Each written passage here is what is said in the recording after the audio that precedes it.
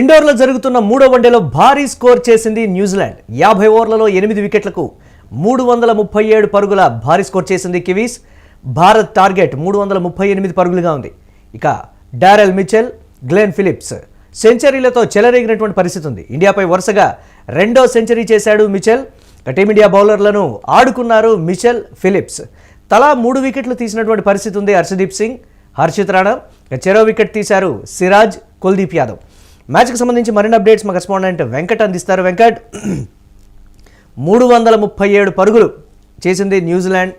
ఏంటి దీనికి సంబంధించి పిచ్ విషయాల్లో చూడాలంటారా, లేకపోతే బౌలర్లు తేలిపోయారా, లేకపోతే బ్యాట్స్మెన్స్ చూసుకుంటారులే అనేటువంటి ఒక నిర్లక్ష్యం అంటారా, లేకపోతే కెప్టెన్సీ విషయంలో చోటు చేసుకున్నటువంటి పరిణామం అంటారా, టీమ్ సెలక్షన్ మీద ఉన్నటువంటి విషయం అంటారా, ఏంటి ఎలా చూడాలంటారు? ఇక భారత్ బ్యాటింగ్కి సంబంధించి కావచ్చు, లేకపోతే జరిగినటువంటి 338 పరుగుల టార్గెట్ ఎలా చూడాలంటారు వీటి మొత్తాన్ని?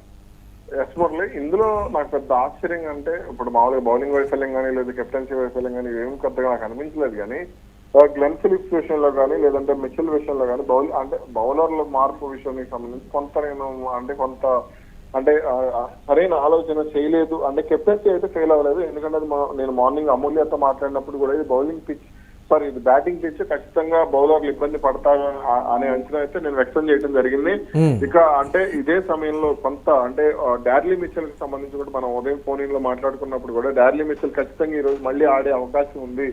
ఎందుకంటే అతను టఫ్ పిచ్ మీదే రాజ్కోట్ లో అతను సెంచరీ చేసినప్పుడు ఈ పిచ్ విషయానికి సంబంధించి అతను ఎక్కడ కూడా వెనక్కి తగ్గే అవకాశం ఉండకపోవచ్చు. అదే విధంగా గ్లెన్ ఫిలిప్స్ కి సంబంధించి కూడా కొంత ఫామ్ లోనే ఉన్నాడు. అంటే రెండో వన్డేకి సంబంధించి అతన్ని ఆడితే నేను అబ్జర్వ్ చేసినప్పుడు కూడా అతను లైన్ లోనే ఉన్నాడు. ఆ రోజు కూడా అతని స్ట్రైక్ రేట్ కానీ లేదంటే అతని కాన్ఫిడెన్స్ కానీ ఇవన్నీ కూడా కొంత డిఫరెంట్ గా అనిపించినాయి. ఈ రోజు కూడా అతను అదే విధంగా రాణించడం ఇదంతా కూడా నేను చూశాను. డిఫెన్స్ విషయంలో కానీ వికెట్ కాపాడుకునే సాధారణ గ్లెన్ ఫిలిప్స్ కొంత ఫాస్ట్ గా ఆడేటువంటి క్యారెక్టర్ అయినప్పటికీ కూడా కొంత పిచ్ స్వభావాన్ని బట్టి అతను ఆడటం, హర్షదీప్ సింగ్ విషయంలో కానీ లేదంటే సిరాజ్ విషయంలో కానీ అతను ఎదుర్కొన్న విధానం కానీ లేదంటే స్పిన్ బౌలింగ్ విషయంలో అతను ఎదుర్కొన్న విధానం కానీ ఇవన్నీ కూడా కొంత అద్భుతంగా అనిపించినటువంటి పరిస్థితి. అతను 2024లో న్యూజిలాండ్ తో జరిగినటువంటి మన భారత్ లో ఆడినటువంటి టెస్ట్ సిరీస్ లో కూడా అతను చాలా అద్భుతంగా ఆడేది. ఫీల్డింగ్ విషయంలో కూడా అతను చాలా మెరుగ్గా రాణించింది. నాకు డార్లీ మిచెల్ కంటే కూడా గ్లెన్ ఫిలిప్స్ ఆడేది చాలా అద్భుతంగా అనిపించింది. వాళ్ళు భారీ స్కోర్ చేయాలి, కనీసం 360 నుంచి 380 స్కోర్ చేయాలనే లక్ష్యంతో వాళ్ళు ఆడారు. కాకపోతే కొంత మన స్పిన్ బౌలింగ్ కి సంబంధించి కుల్దీప్ యాదవ్ వీళ్ళిద్దరు కొంత కట్టడి చేశారు. కుల్దీప్ యాదవ్ నితీష్ కుమార్ రెడ్డి విషయంలో కొంత నాకు అసంతృప్తి అనిపించింది. ఎందుకంటే లూజ్ బాల్ చేశాడు అనేది అతను 130-135 వేగంతో వేస్తున్న 125 నుంచి 135 వేగంతో వేస్తున్నప్పుడు అతను ఖచ్చితంగా టెక్నికల్ బౌలర్ కావాల్సింది. ఎందుకంటే ఇప్పుడు మన చమిందవాస్ కానీ లేదంటే గతంలో చూస్తే చమిందవాస్ కానీ ఇర్ఫాన్ పఠాన్ కానీ జహీర్ ఖాన్ కానీ వీళ్ళు భువనేశ్వర్ కుమార్ కానీ ఆ లెవెల్లో బౌలింగ్ చేసినప్పుడు చాలా టెక్నికల్ గా బౌలింగ్ చేసేవారు. ఆ అనుభవ లోపం అనేది నాకు ఇక్కడ నితీష్ కుమార్ రెడ్డి విషయంలో కైఫ్ కూడా కామెంట్ చేసినటువంటి పరిస్థితి ఉంది కదా దీనికి సంబంధించి. నితీష్ కుమార్ రెడ్డి ఎంపికకు సంబంధించి ఎందుకు టీము సెలెక్ట్ చేసిందనే ఒక మేజర్ క్వశ్చన్. బౌలింగ్ లో ఇంపాక్ట్ చూపించలేదు, బ్యాటింగ్ విషయంలోనైనా ఇంపాక్ట్ చూపిస్తారు. ఇక్కడ నాకు చాలా ఈ నితీష్ కుమార్ రెడ్డి ఎంపిక విషయంలో కానీ వాషింగ్టన్ సుందర్ కానీ లేదంటే కేఎల్ రాహుల్ కానీ మన సౌత్ కి నేను ఇక్కడ ఎవరిని విమర్శించడానికి కాదు కానీ సౌత్ కి ప్రాధాన్యత ఇవ్వాలి అనేది గంభీర ఆలోచనగా చాలా కనపడింది. ఎందుకంటే ధోని కెప్టెన్ గా ఉన్న సమయంలో విరాట్ కోహ్లీ కెప్టెన్ గా ఉన్న సమయంలో కానీ ధోని కెప్టెన్ గా ఉన్న సమయంలో కానీ మొత్తం సౌత్ కి అన్యాయం జరిగింది అనేది ప్రధానంగా ఉన్నటువంటి ఆరోపణ. కాకపోతే గంభీర్ ఇక్కడ దీన్ని కొంత డిఫరెంట్ గా ట్రై చేసి ఇప్పుడు సాయి ప్రదర్శన్ కి అవకాశం ఇచ్చాడు, లేదంటే కేఎల్ రాహుల్ ని ఎక్కువగా ప్రమోట్ చేస్తూ వస్తున్నాడు.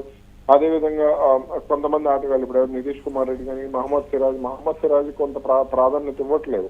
కానీ మిగిలిన ఆటగాళ్ళు ఎవరైతే ఉన్నారో సాయి, వాషింగ్టన్ సుందర్, ఇలా సంజు శాంసన్ విషయంలో కానీ కొంత అతన్ని అకామిడేట్ చేసుకునే విధానం సౌత్ కి ఎక్కువగా ప్రాధాన్యత కనిపించింది. అలాగే నారాయణ్ జగదీష్ విషయంలో కానీ ఇంగ్లాండ్ కి సిరీస్ ఎంపిక చేసిన 5వ టెస్ట్ కి రిషబ్ పంత్ గాయపడిన తర్వాత అతన్ని ఎంపిక చేసిన తర్వాత కూడా నాకు అదే అనిపించింది, కొంత సౌత్ కి ప్రాధాన్యత ఇస్తున్నాడేమో. గతంలో ఉన్నటువంటి విమర్శలను పక్కన పెట్టి ఇలా ట్రై చేసే ప్రయత్నం చేస్తున్నాడేమో అనిపించింది. ఈ టైంలోనే దీన్ని నితీష్ కుమార్ రెడ్డికి ఎక్కువగా ప్రాధాన్యత ఇస్తున్నాడు.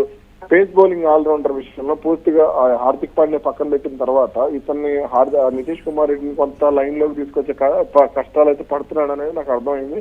కానీ నితీష్ కుమార్ రెడ్డి మెల్బోర్న్ లో సెంచరీ తర్వాత అతను ఎక్కడ కూడా నిలబడినటువంటి పరిస్థితి లేదు, అతను నిలకడగా ఆడినటువంటి పరిస్థితి లేదు. ఇంగ్లాండ్ లో కూడా అతనికి సరైన అవకాశాలు వచ్చాయి, స్వదేశంలో కూడా మంచి అవకాశాలు వచ్చాయి, ఆస్ట్రేలియా కూడా అతను పెర్త్ లోనే వన్డే అరంగేట్రం కూడా చేయడం జరిగింది. అయినప్పటికీ కూడా అతను ఎక్కడ కూడా సరిగ్గా రాణించలేదు. బౌలింగ్ విషయంలో పేస్ బౌలింగ్ ఆల్రౌండర్ తీసుకున్నప్పుడు ఇప్పుడు మీరు గతంలో మీరు ఎవరైనా హార్దిక్ పాండే కానీ లేదంటే అటు మన ఇంగ్లాండ్ కి సంబంధించి బెన్ స్టోక్స్ విషయంలో కానీ అలాగే సౌత్ ఆఫ్రికాకి సంబంధించి కైల్ జేమిసన్ సౌత్ ఆఫ్రికాకి సంబంధించి అతను ఎంరిచ్ నోకియా కానీ వీళ్ళందరికీ మీరు అవకాశాలు ఇచ్చినప్పుడు ఎందుకు పేస్ బౌలింగ్ ఆల్రౌండర్ విషయంలో కనీసం 5 ఓవర్ల నుంచి 7 ఓవర్ల వరకు బౌలింగ్ ఇవ్వలేకపోతున్నారనేది చాలా ఆశ్చర్యంగా అనిపించినటువంటిది. అటు మన క్యామరూన్ గ్రీన్ కూడా ఆస్ట్రేలియాకి సంబంధించి అతనికి కూడా చాలా మంచి అవకాశాలు ఇస్తూ ఉంటారు. అలాగే ఇప్పుడు ఇంగ్లాండ్ లో కూడా చాలా మంది యువ ఆటగాళ్ళు ఉన్నారు, క్రిస్ వోక్స్ కానీ వీళ్ళందరికీ కూడా అతను మార్క్ వుడ్ కానీ వీళ్ళందరూ కూడా బౌలింగ్ ఆల్రౌండర్లు. వాళ్ళందరూ కూడా లాంగ్ టర్మ్ స్పెల్ చేసే పరిస్థితి ఉంటుంది. వాళ్ళు బౌలర్లు అనే గుర్తింపు ఉన్నప్పటికీ కూడా వాళ్ళు బ్యాటింగ్ కూడా చేయగలిగే పరిస్థితి. జోఫ్రా ఆర్చర్ ఉన్నాడు, జోఫ్రా ఆర్చర్ బ్యాటింగ్ కూడా చేయగలిగే కెపాసిటీ ఉన్నటువంటి ప్లేయర్. మనం యాక్సిస్ లో కూడా చూసాం, గతంలో కూడా మనం చూసాం.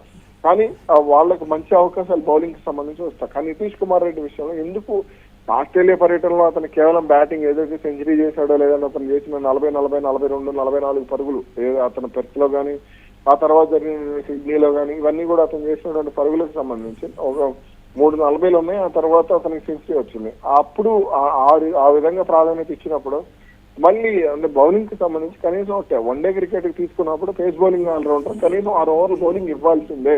మరి ఈ నియమాన్ని ఎందుకు టీమిండియా యాజమాన్యం పట్టించుకోవాలి? అంటే ఇండోర్ పిచ్ గురించి తెలిసి కూడా భారత్ టాస్ గెలిచిన తర్వాత బౌలింగ్ ఎంచుకుందనేటువంటి కొన్ని విమర్శలు ఉన్నాయి. మరి సెకండ్ బ్యాటింగ్ భారత్ బ్యాటింగ్ దిగబోతోంది.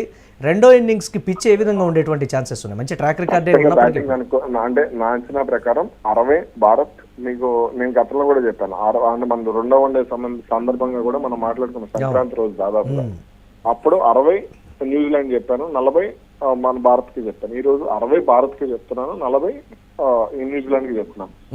ఖచ్చితంగా ఈ రోజు నాకైతే భారత్ కే విజయావకాశాలు కనపడుతున్నాయి. ఇక్కడ కొంచెం బ్యాటింగ్ ఆర్డర్ విషయంలో కేఎల్ రాహుల్ ని కనుక ముందుకు జరిగే విరాట్ కోహ్లీ తర్వాత శ్రేయస్ అయ్యర్ తర్వాత ఇతను రాగలిగి జడేజాని కొంత కిందకు జరపగలిగి నితీష్ కుమార్ రెడ్డి పైకి జరపగలిగితే మంచి రిజల్ట్ ఉండే అవకాశం అయితే స్పష్టంగా కనపడుతోంది నాకైతే. అంటే మిడిల్ ఆర్డర్లో ఉన్నటువంటి కొన్ని ప్రాబ్లమ్స్ అయితే ఉన్నాయి కదా, మీరు అన్నట్టుగా బ్యాటింగ్ ఆర్డర్స్ విషయంలో కావచ్చు లేకపోతే ఇతరత్ర కావచ్చు. ప్రెజర్ ఉన్న టైంలో కొంచెం వికెట్ని కాపాడుకునేటువంటి పరిస్థితి ఉన్న బ్యాట్స్మెన్స్ని దూకుడుగా ఆడాల్సినటువంటి సమయంలో ఆ స్థాయిలో ఆడేటువంటి బ్యాట్స్మెన్స్ని పంపించాలనేటువంటి కొన్ని ఈక్వేషన్స్ ఉన్నాయి కదా, అది ఏ విధంగా ఉండబోతుందంటారు మిడిల్ ఆర్డర్లో? ఇప్పుడు అజిత్ రాణాని కొంత 5వ వికెట్ పడిన తర్వాత పంపించే ప్రయత్నం చేస్తున్నారు. అలా కాకుండా ఇప్పుడు అతను హిట్టింగ్ చేయగలిగే సామర్థ్యం ఉన్నప్పుడు అతను ఆ స్థానంలోనే ఆడించాలి. ఇప్పుడు అతను ఏదైతే 8వ స్థానం 9వ స్థానంలో ఆడిస్తున్నారో ఆ 7వ స్థానంలో ఆడిస్తున్నారో అదే స్థానంలో అతను ఆడాలి. అలా కాకుండా కొంత అవసరం అయితే రవీంద్ర జడేజా, హర్షిత్ రాణాకి సంబంధించి కొంత బ్యాటింగ్ ఆర్డర్లో మార్పులు చేయొచ్చు. అవసరమైతే కుల్దీప్ యాదవ్ కంటే కూడా అంటే ప్రస్తుతం ఉన్న పరిస్థితుల్లో హర్షిత్ రాణా కంటే కూడా కుల్దీప్ యాదవ్ మంచి బ్యాట్స్మెన్. అతను నేను ఇంగ్లాండ్ పై చూశాను, లేదంటే 2024 ఇంగ్లాండ్ తో 2023-24 ఇంగ్లాండ్ తో ఆడినప్పుడు చూశాను. ఇవన్నీ కూడా స్పష్టంగా గమనిస్తే అతను మొన్న కూడా సౌత్ ఆఫ్రికాతో జరిగిన సిరీస్ లో కూడా అతను చాలా అద్భుతంగా రాణించిన పరిస్థితి ఉంది. కాబట్టి కుల్దీప్ యాదవ్ స్థానాన్ని అతన్ని బ్యాట్స్మెన్ గా షైన్ చేయగలిగితే మాత్రం మంచి రిజల్ట్స్ ఉండే అవకాశం ఉంది. కాబట్టి ఇక్కడ కొంత నా అభిప్రాయం ప్రకారం ఇక్కడ హర్షిత్ రాణా కంటే ముందు రవీంద్ర జడేజా కంటే ముందు హర్షిత్ రాణా వెళ్ళాలి. కుల్దీప్ యాదవ్ కూడా హర్షిత్ రాణా తర్వాత వస్తే మంచిది, హర్షిత్ రాణా కంటే ముందు వస్తే మంచిది అనేది అయితే నా opinion. Yes right, thanks for updates Venkat. ఇక ఇండోర్లో జరుగుతున్నటువంటి 3వ వన్డేలో భారీ స్కోర్ అయితే చేసింది న్యూజిలాండ్. 50 ఓవర్లలో 8 వికెట్లకు 337 పరుగులు చేసింది. భారత్ టార్గెట్ 338 రన్స్గా ఉంది. ఇక సెంచరీలతో డారెల్ మిచెల్, గ్లెన్ ఫిలిప్స్ చెలరేగి ఆడినటువంటి పరిస్థితి. ఇండియాపై వరుసగా డారెల్ మిచెల్ 2వ సెంచరీ చేశాడు. ఇక టీమిండియా బౌలర్లను మిచెల్, ఫిలిప్స్ ఆట ఆడుకున్నారు. తలా 3 వికెట్లు తీసినటువంటి పరిస్థితి ఉంది. హర్షదీప్ సింగ్, హర్షిత్ రాణా ఇక చెరో వికెట్ తీశారు సిరాజ్, కుల్దీప్ యాదవ్.